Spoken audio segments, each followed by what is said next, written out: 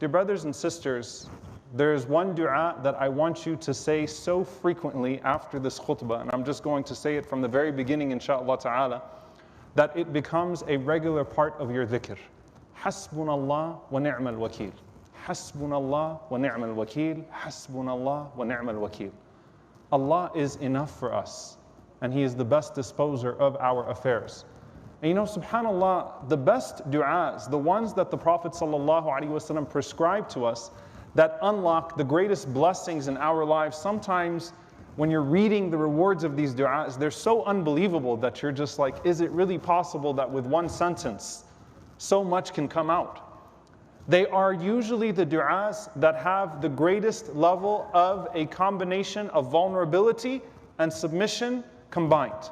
And so you find, Ya Hayyu Ya Qayyum bi rahmatika astaghith aslih li sha'ni kullah wa la takilni ila nafsi tarfata ayn. The famous hadith that we've spoken about, O Hayyu Ya Qayyum, O ever living, O ever sustaining, in your mercy I put my trust. Rectify all of my affairs and do not leave me to myself even for the blink of an eye. So you're submitting every function to Allah subhanahu wa ta'ala, and as a result of that, Allah subhanahu wa ta'ala takes over every one of your functions and your affairs, and you're at peace. La ilaha illa anta subhanaka inni kuntu min al-zalimin. There is no God but you. How perfect are you? I was from the transgressors. The dua of Yunus alayhi salam, Jonah, peace be upon him, that the Prophet sallallahu alaihi wasallam said, no one says that dua except that Allah subhanahu wa ta'ala will answer their need when they make that dua, when they make that dhikr. And here, Hasbi Allah wa ni'mal wakeel. Hasbunallah wa ni'mal wakeel. Allah is enough for me, and He is the best disposer of my affairs. This is something that comes reflexively almost to the companions of the Prophet ﷺ when they face hardship. And it usually comes in the most desperate of circumstances and situations. And the larger the obstacle grows, the more important and harder it is to remember that Allah is greater than whatever obstacles in front of you. Our mother Aisha radiallahu ta'ala anha, hadithatul ifk, the slander of Aisha radiallahu anha. She leaned on two statements of prophets that came before. She leaned on the statement of Yaqub alayhi salam, Nama ashku bathi wa huzni ila Allah. I complain of my grief and my sadness only to Allah subhanahu wa ta'ala.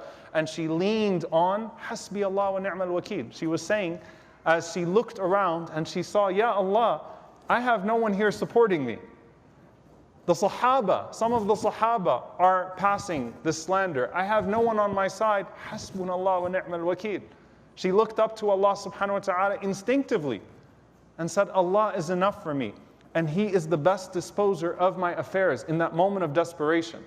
So I want us to look for a moment, inshaAllah ta'ala, as we are coming into the days of Dhul Hijjah, at our father Ibrahim alayhi salam, and then our messenger sallallahu alayhi wasallam. And I'm going to share some of the miracles of this dua that Ibn al-Qayyim rahimahullah ta'ala elucidates so beautifully from the various verses that are mentioned. But before I get to the verses and what Ibn al-Qayyim rahimahullah said of the various fawaid, the various benefits of this verse, imagine Ibrahim alayhi salam. Your last words, O Ibrahim alayhi salam. Imagine Ibrahim alayhi salam in front of the largest fire that anyone has ever seen, about to be catapulted into it, stripped of his clothes and his dignity and support. No one around him, everywhere he looks around, like Ta'if, which was the hardest day of the Prophet ﷺ's life. Any direction he looks in, all he sees is jeering and mockery and people egging on those that are going to throw him into the fire. He has no one, subhanAllah. I mean, that is trauma. Can't find a single person in the crowd that says, don't worry, you're okay. He doesn't have even a secret supporter amongst them that's standing in that crowd. All of them yelling, cheering, jeering, ready for him to be thrown into that fire, alayhi salatu wassalam. And Ibn Abbas radiyallahu ta'ala anhuma says, كان آخر قول إبراهيم حين ألقي في النار حسبي الله ونعم الوكيل. The last words of Ibrahim alayhi salam as he was mid-air going into the fire. Hasbi Allah wa ni'mal wakeel. Allah is enough for me and He's the best disposer of my affairs. As far as Ibrahim alayhi salam is concerned, this might be his last words, period. This might be the last phrase that he ever gets to say, because he's being thrown into a fire. He is not privy to the plans that are to come. The angels are coming to him, as we find in the narrations in Tafsir. Jibreel alayhi salam, do you need help? Amma ilayk fala. If it's from you, no. Other angels trying to think how they can support. The creation of Allah subhanahu wa ta'ala wanting to support him because they know this Khalil of Allah, this best friend of God, is about to be thrown into the fire and killed so unjustly. Ibrahim alayhi salam says, Hasbi Allah wa ni'mal wakil. These were his last words as he was being cast into the fire, as Ibn Abbas radiallahu anhuma narrates in Sahih al-Bukhari. He also says, radiallahu ta'ala anhuma, that Hasbi Allah wa ni'mal wakil. The last words that Ibrahim alayhi salam said when he was thrown into the fire. And it was said by Muhammad sallallahu alayhi wasallam and his companions when the hypocrites said to them, Inna nasa qad jama'u lakum. That verily your opponents have gathered an impossible army. When does this happen? After Uhud, when they're still bleeding, when they're burying the largest amount of mass casualties in the community that they have seen, and the hypocrites are loving this. They want to see a crack in the confidence of the Muslims. They want to see the Prophet ﷺ express a moment of confusion, a lack of clarity, a lack of purpose. They want to see him crumble, sallallahu alaihi wasallam. They want to see the companions crumble. And Abu Sufyan, after Uhud, gathered an even larger army. They smelled blood. They smelled blood. Literally, they smelled blood. And so after Uhud, when the Muslims were wounded, they planned a second attack. And they gathered that army to attack right after. And the hypocrites came to the Muslims and said, Inna nasa qad jama'u lakum. You thought Uhud was bad. You thought Uhud was bad. Watch what happens to you now. You should see the army that is waiting to cut you into pieces. And Allah Azza wa Jalla says, Inna nasa qad jama'u lakum, that the hypocrites said that verily the people have gathered against you. Fakhshawhum, fear them. The hypocrites are even trying to project the emotion that they think you should have. You should fear them. You should be very afraid right now. And Allah Azza wa Jalla says, فَزَادَهُمْ إِيمَانًا. First, the reality on the inside, their faith in Allah was only increased. As much as they were told to fear people, they increased in their fear of Allah subhanahu wa ta'ala. As much as they were told to give up because the people were going to overwhelm them, the more that their trust in Allah subhanahu wa ta'ala grew. So their iman increased. وَقَالُوا حَسْبُنَ اللَّهُ وَنِعْمَ الْوَكِيلُ. The Prophet ﷺ and the companions said, حَسْبُنَ اللَّهُ وَنِعْمَ الْوَكِيلُ. This is what they have been taught to say. Allah is enough for us, and He is the best disposer of our affairs. Imam Malik rahimahullah ta'ala actually had a ring in which he had Hasbunallah wa ni'mal wakil inscribed on it. And they asked Imam Malik rahimahullah ta'ala why out of all the phrases he chose to inscribe on his ring, he put Hasbunallah wa ni'mal wakil. He said because immediately after that verse, Allah subhanahu wa ta'ala says, فَانْقَلَبُوا بِنِعْمَةٍ مِّنَ اللَّهِ وَفَضْلٍ لَمْ يَمْسَسْهُمْ سُوءٌ وَاتَّبَعُوا رِضْوَانَ اللَّهِ وَاللَّهُ ذُو فَضْلٍ عَظِيمٍ. That they returned with the favor of Allah and with His bounty, no harm had touched them, and they pursued the pleasure of Allah, and Allah is indeed the bestower of great bounty.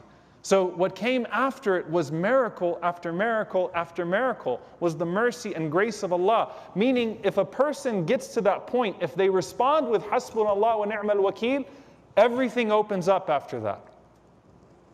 And subhanAllah, you look at this verse and you look at these words. Hasbunallah, I need no one else, I have Allah. Ni'mal wakil, I choose His planning. He's the best disposer of my affairs. I choose His planning over even my own planning. I would prefer His planning even over my own planning. And so I'm choosing Allah, Hasbi Allah, over people. Wa ni'mal wakil, and I'm choosing His plans even over my plans when it comes to what is ahead of me. And by the way, as the ulama mentioned, before I go into what Ibn al-Qayyim rahimahullah said, if you look at the verses, the common denominator here, the scholars mention here, is that Allah is not someone you resort to only when no one else is there for you. Allah is someone that you resort to even when everyone else is there for you. Because the trust that Ibrahim alayhi salam had in Allah subhanahu wa ta'ala, decades later, when he's sitting with his 8 children at that point and saying to them, what will you worship after me? And seeing his grandchildren and seeing his offspring worshiping Allah subhanahu wa ta'ala and the fruit of his efforts, The trust that Ibrahim ﷺ had in Allah at that moment was no less than the trust that he had in Allah subhanahu wa ta'ala at the moment he was being thrown into the fire. And the trust that Muhammad sallallahu alaihi wasallam and submission that Muhammad sallallahu alaihi wasallam had to Allah subhanahu wa ta'ala on the day of Fatih Mecca, on the day of the conquest of Mecca, was no less than the trust that he had in Allah on the day of Uhud, or when he was in the cave and it was only Abu Bakr radiallahu ta'ala anhu. The idea was, La tahzan inna Allah ma'ana, do not grieve, Allah is with us, whether no one is with us or whether everybody is with us. Hasbunallah, Allah is enough. I'm satisfied. I'm okay with Allah being enough. If no one else is left but Allah subhanahu wa ta'ala, hasbi Allah wa ni'mal wakil. And He's the best disposer of my affairs.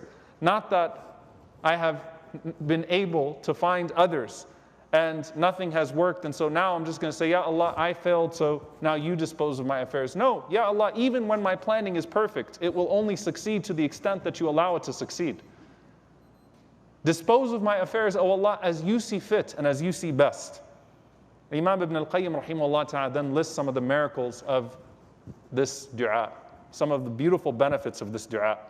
He says every time, rahimahullah ta'ala, he says every time Allah mentions in the Quran the statement, Hasbunallah wa ni'mal wakil, in some way, Allah is enough for us and He's the best disposer of our affairs, it comes with a combination of jalb al-manfa'a wa daf' al-madarra, wa fi daf' al-madarra. It comes with the bearer of good news, benefit, and doing away with harm. It brings both benefit and it does away with harm. Every time Allah mentions it, He specifies that both of those things come into a person's life as a result of that. So for example, الَّذِينَ قَالَ لَهُمُ النَّاسُ إِنَّ النَّاسَ قَدْ جَمَعُوا لَكُمْ فَاخْشَوْهُمْ فَزَادَهُمْ إِيمَانًا وَقَالُوا حَسْبُنَا اللَّهُ وَنِعْمَ الْوَكِيلُ. The incident of the Prophet ﷺ and the companions, when they responded to the hypocrites and they said, Allah is enough for us and He's the best disposer of our affairs. فَانْقَلَبُوا بِنِعْمَةٍ مِّنَ اللَّهِ وَفَضْلٍ. They returned back with the blessing of Allah and His grace. Manfa'a, Allah's blessing, Allah's goodness coming to them, the benefit. لَمْ يَمْسَسْهُمْ سُوء. And they will not be harmed. So the removal of harm. The presence of benefit, the removal of harm. Both combined as a result of that. وَاتَّبَعُوا رِضْوَانَ اللَّهِ. And they pursued the pleasure of Allah subhanahu wa ta'ala.